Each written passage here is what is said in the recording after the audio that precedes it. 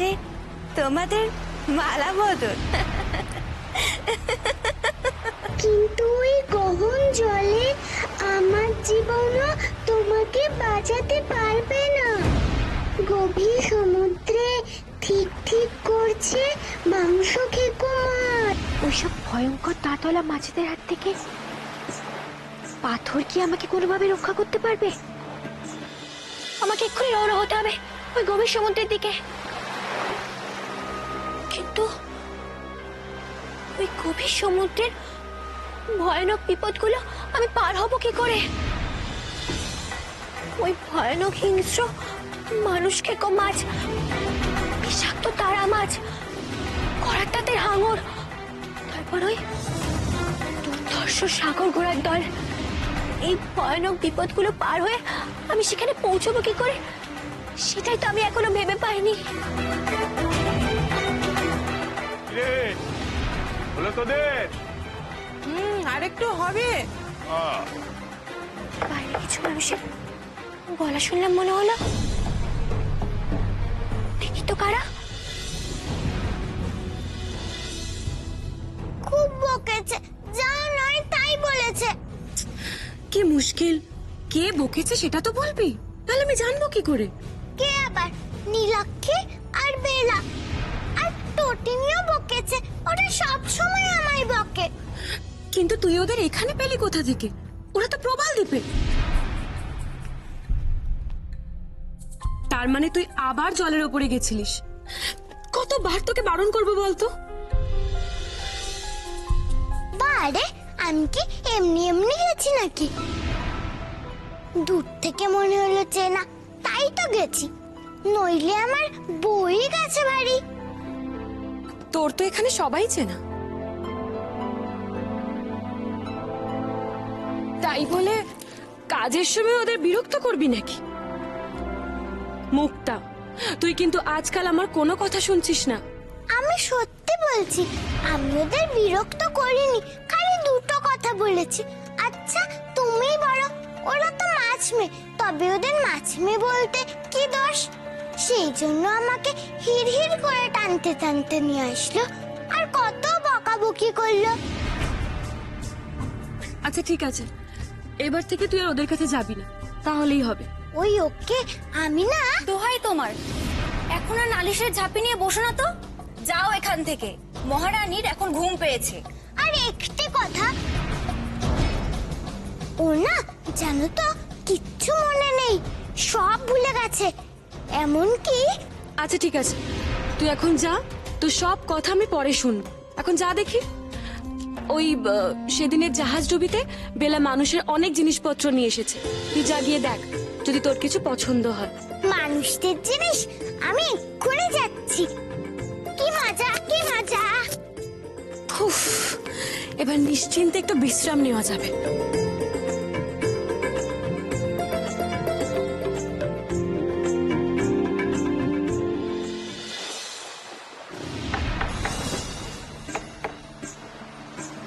ওরে তাড়াতাড়ি হাত চালা, অনেক কাজ বাকি। আরে আগুনটা আগুনটা বাড়া, একটু আগুনটা বাড়া। হ্যাঁ,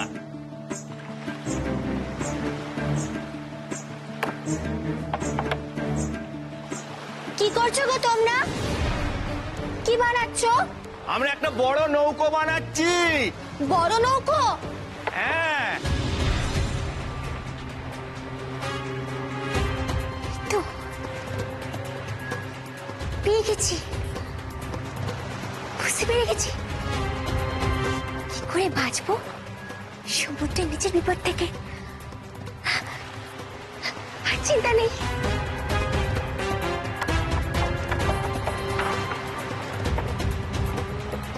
জেলে ভাইয়েরা, তোমরা আমার একটা উপকার করবে।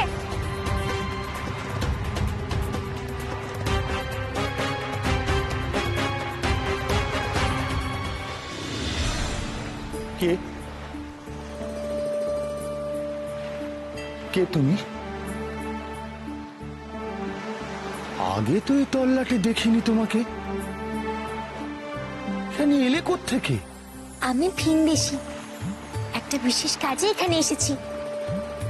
আমাকে শাকিনী পাঠিয়েছে।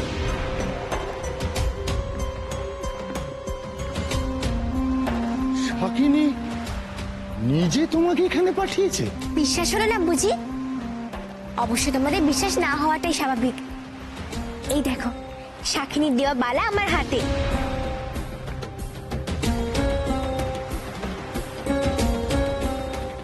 জয় জয় শাকিনীর জয়, জয় শাকিনীর জয়, জয় শাকিনীর জয়। কি এবার বিশ্বাস হলো তো আমার কথা? অপরাধ নিও না মেয়ে, আসলে আমরা ঠিক বুঝতে পারিনি। শাকিনী যখন পাঠিয়েছে, তুমি যে সে মেয়ে নও। বলো বলো, আমাদের কি করতে হবে? আমরা পারলে নিশ্চয়ই তা করে দেব। আমি পশ্চিমের গভীর সমুদ্রে যাব শাকিনীর কাজে। তাই আমার একটা বর্ম আর শিরস্থান দরকার, যাতে গভীর সমুদ্রের মাংস খেকো মাছ, বিষাক্ত তারা মাছ, করার দাঁতের হাঙর আর ওই সাগর ঘোড়ার দল সহজে আমাকে কাবু করতে না পারে।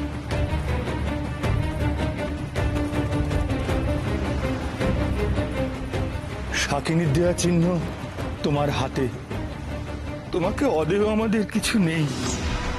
কিন্তু মা, আমরা আমরা সাধারণ গরিব জেলে, অত সব বর্ম, শিরস্থান, এসব এসব আমরা পাবো কোথায় মা?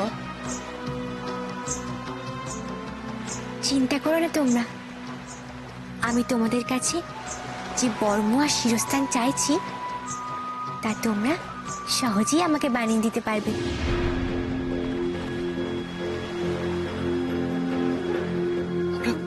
আমরা পারবো?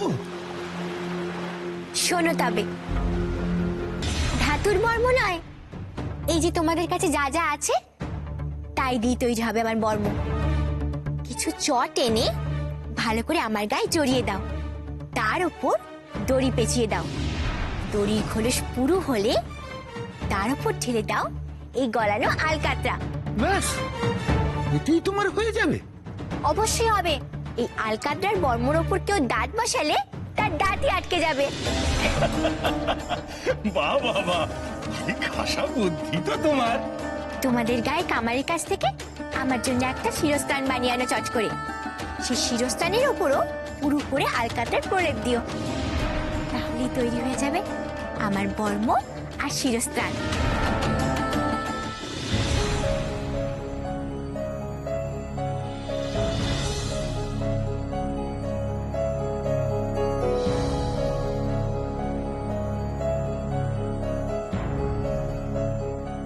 কুমার, এই দেখো, আজ তোমার আর আমাদের সখী নীলাক্ষীর জন্য আমরা এই কুটিরটি নির্মাণ করেছি। এখন থেকে তুমি আর আমাদের সখী নীলাক্ষী এখানেই রাত্রিবাস করবে।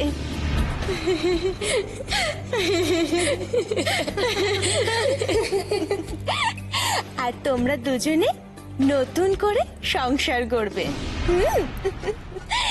তুমি বসো এখানে, তোমরা দুজনে মিলে একটু গল্প করো।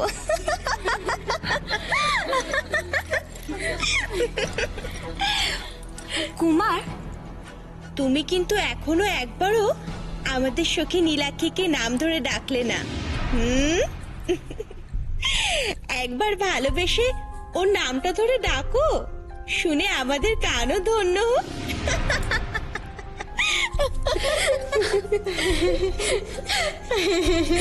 সে কোথায়? তাকে দেখছি না কেন?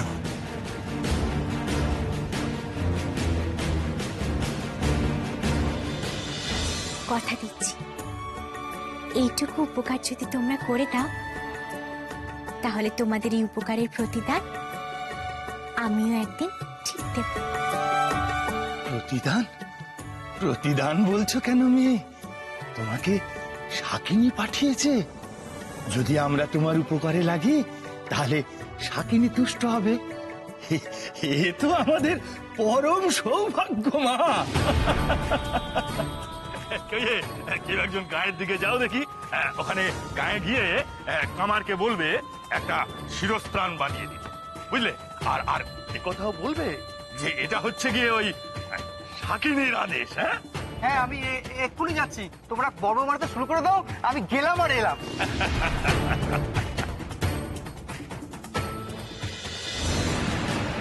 কার কথা বলছো?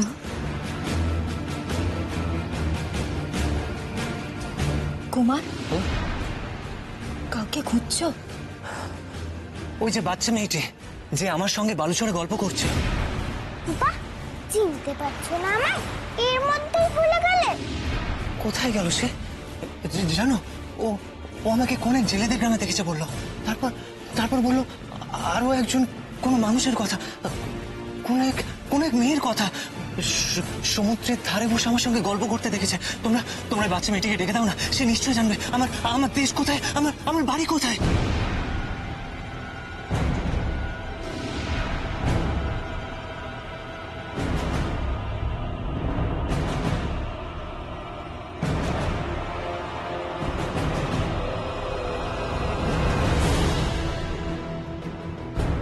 ও ছেলে মানুষ, কল্পনায় গল্প বানানো ওর স্বভাব। কি থাকতে ও কি বলে ফেলেছে আর সেটা নিয়ে তুমি মিছিমিছি ভাবছো।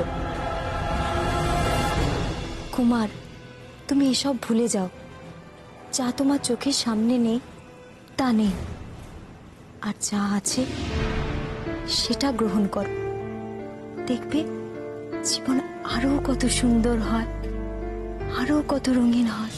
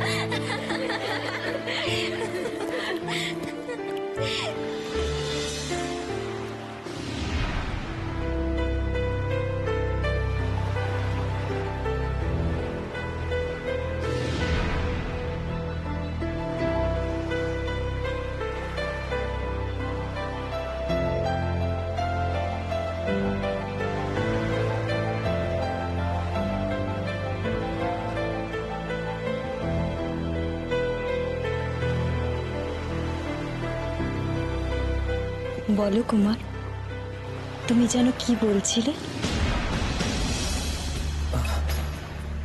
কি যেন বলছিলাম, কি যেন একটা বলছিলে বাইরে যাওয়ার কথা। বাইরে কি সুন্দর চাঁদ উঠেছে। চলো, বাইরে গেলে তোমার নিশ্চয়ই ভালো লাগবে।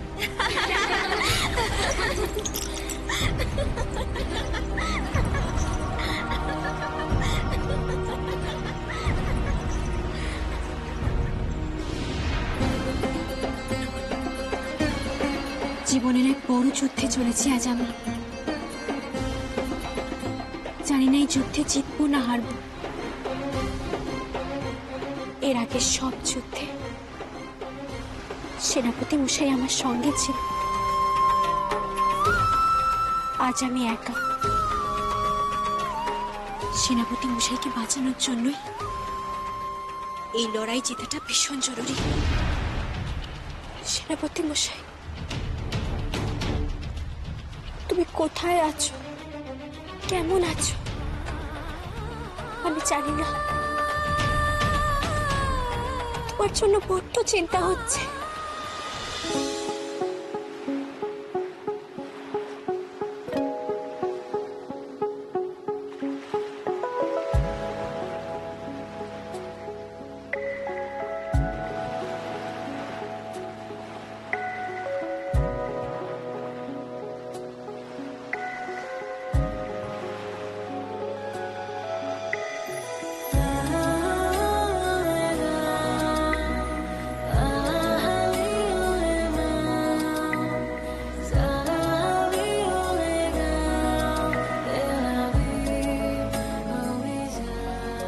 আমি কোনো কিছু এখনো মনে করতে পারছি না কেন।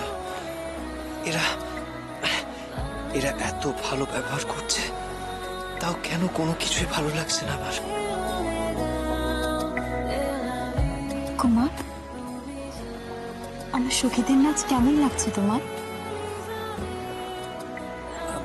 আমি একটু জল খাবো, খুব জল তেষ্টা পেয়েছে। এখনই ব্যবস্থা করছি।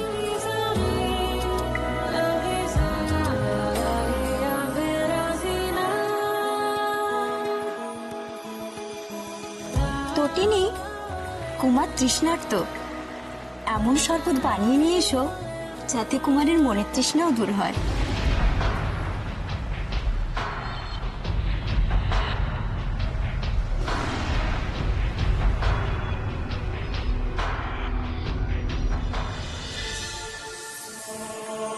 এই ভয়ঙ্কর চোখে যাওয়ার আগে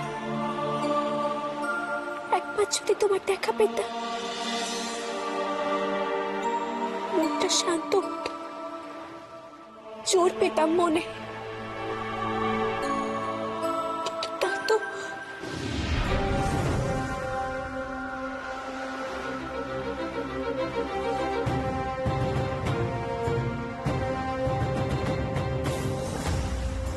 সম্ভব। একমাত্র শাকিনীর পক্ষে এই কাজ সম্ভব। একবার চেষ্টা করে দেখি, ডাকি শাকিনীকে।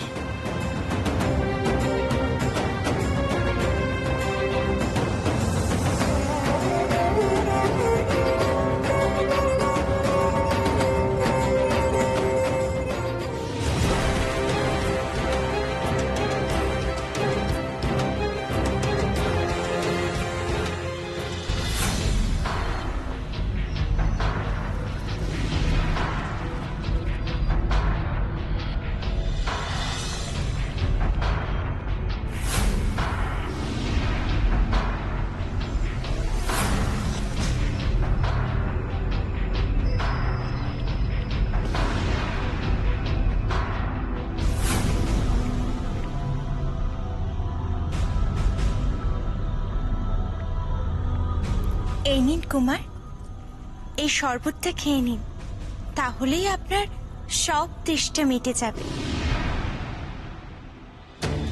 কি হয়েছে? ডাকলে কেন আমাকে? সেনাপতি মশাইয়ের জন্য আমার মনটা বড্ড অস্থির হচ্ছে, বড্ড চিন্তা হচ্ছে। আমি তো এক ভয়ঙ্কর যুদ্ধে চলেছি, আর যদি ফিরে আসতে না পারি তাহলে তো সেনাপতি মশাইয়ের সঙ্গে আমার আর কখনো দেখাই হবে না। তাকে একটিবার দেখতে বড় ইচ্ছে করছে। তুমি যদি দয়া করে আমার সেই সুযোগ করে দাও, তাহলে মনে শান্তি নিয়ে ওই নীলকান্ত মুক্ত আনতে সমুদ্রে ডুব দিতে পারি।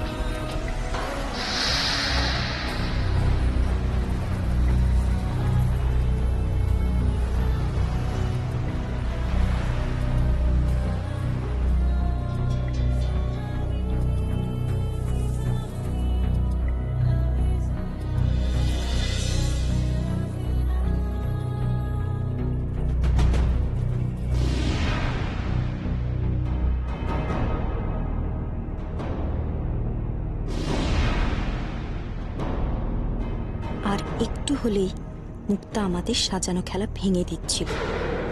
মুক্তার ব্যবস্থা তো আমি পরে করবই, কিন্তু আপাতত কুমার আর কিছু মনে করতে পারবে না।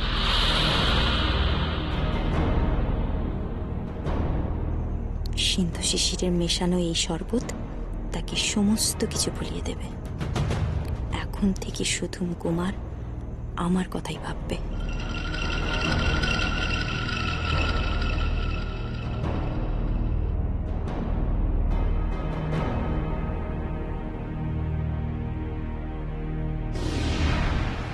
ঠিক আছে, আমি তোকে সেই ব্যবস্থা করে দেব। তুই তোর সেনাপতি মশাইকে দেখতে পাবি, আর তোর সেনাপতি মশাইও তোকে দেখতে পাবে, কিন্তু অন্য কেউ তোকে দেখতে পাবে না, তোর কথাও শুনতে পাবে না। তবে হ্যাঁ, কেউ কারো কাছে যেতে পারবি না, আর একে অপরকে ছুঁতেও পারবি না। বল, রাজি কি না?